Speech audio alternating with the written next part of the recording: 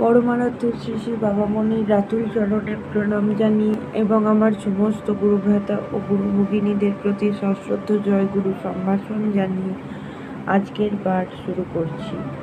ওম অখণ্ড সংহিতা বা অখণ্ড মণ্ডলেশ্বর শ্রী শ্রী স্বামী স্বরূপানন্দ পরমহংসদেবের উপদেশ বাণী, চতুর্বিংশ খণ্ড।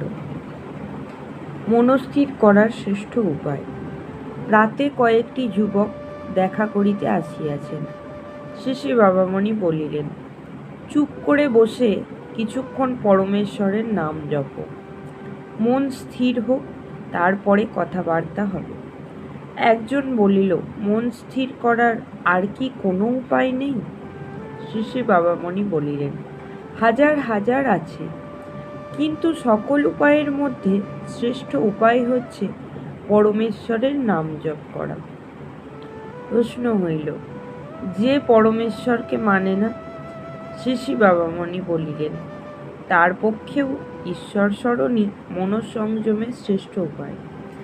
তুমি আগুনকে না মানতে পারো, কিন্তু হাত লাগালে হাত পুড়বেই পুড়বে। তুমি বরফের অস্তিত্বে বিশ্বাস না করতে পারো, কিন্তু শরীরে ছোঁয়ালে ঠান্ডা লাগবেই লাগবে।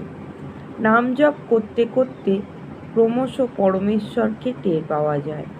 সুতরাং বাধ্য হইয়া যুবকেরা নিজ নিজ পছন্দ মতন নাম কিছুকাল জপ করিলেন।